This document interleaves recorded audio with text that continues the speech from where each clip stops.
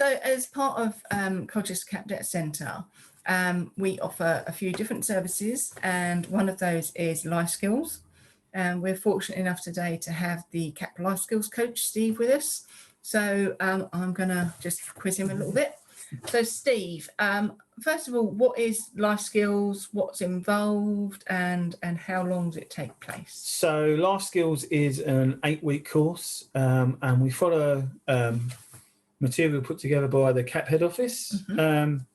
And we kind of start the sessions with the first session is lifting pressure, so kind of helping people kind of not panic about all the bills coming in, and we sit down with them and we'll get them to write down a simple budget, and it's kind of their incomings and their outgoings and any extras and this, that, if there's anything they want to save for. And often when people sit and write that down, they actually see that sometimes it's not as bad as they think. Sometimes they've got a little bit more money spare.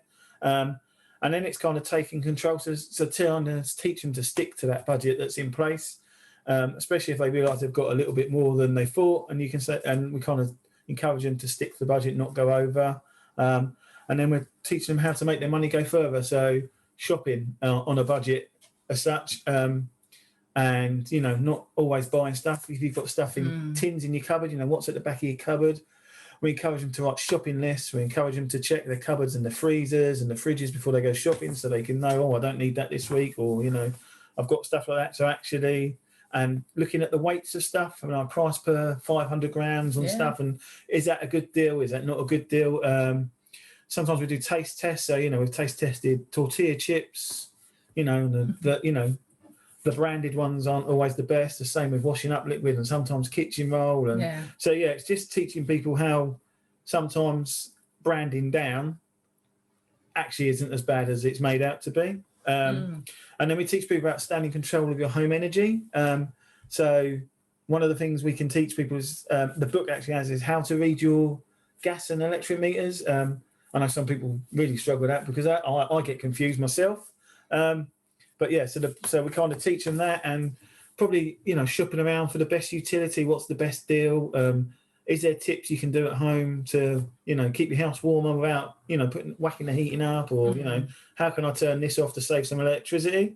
And then we get the favourite one, which is cooking.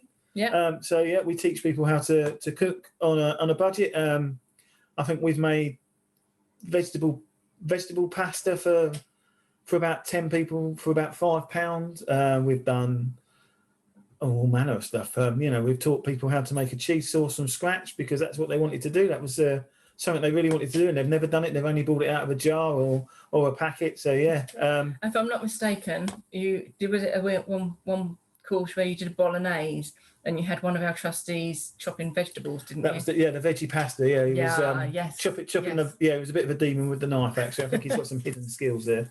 And then we look at so after we've had all this food, the next week we look at how to get healthy or healthy you. So not only healthy physically but also mentally. So it's just as simple as taking yourself for a half-hour walk just to get some fresh air and get everything flowing in your body again. And maybe don't have to sign up for a gym. You can use the free gyms that they have in parks now. Every park's got a free gym, and hobbies. So we've taught people new skills, knitting. We knitted poppies in one of the courses we did. We've done origami. One of the people that did the course went away and investigated origami more and came back and taught us how to make something a bit more complicated than the next course we did. So, and then we look at relationships. So how can we teach people about communicating in relationships, how to talk to people, about mutual respect and stuff like that, and also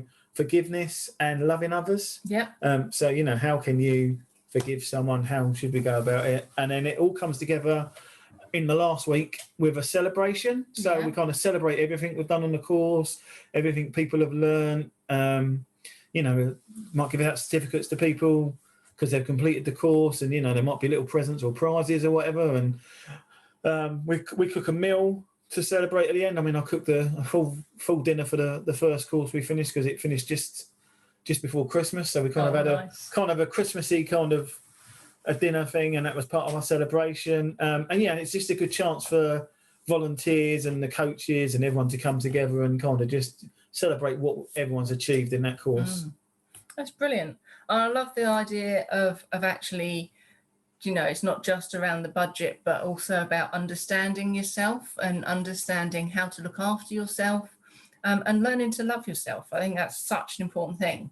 And obviously, being part of CAP, you bring in a whole spiritual element as well, and understanding kind of your spiritual health, understanding kind of prayer and things as well.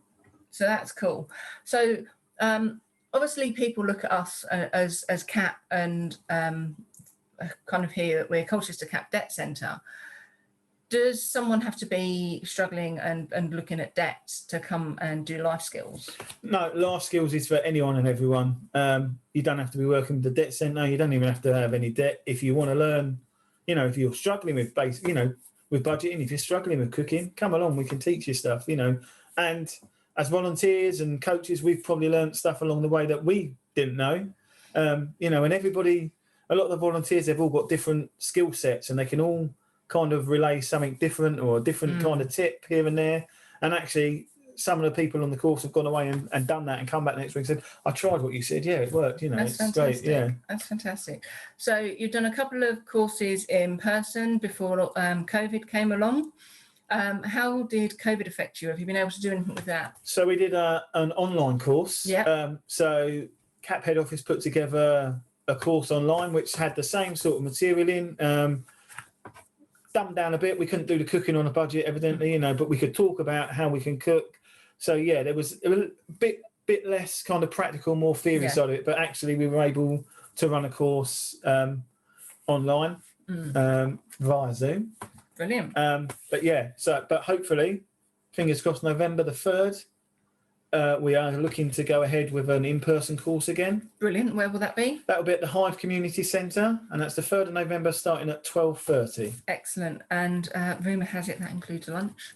That will include a lunch. Fantastic. So booking in is essential because we're limited on numbers, and we need to know how many people we're cooking for, if anyone's got any dietary requirements beforehand, because all the food's prepared beforehand. Brilliant. So who do we contact if we want to book in? So if they contact the Life Skills Manager, who is Sian Simpkins, and it's best with her email, which is siansimpkins@caplifeskills.org.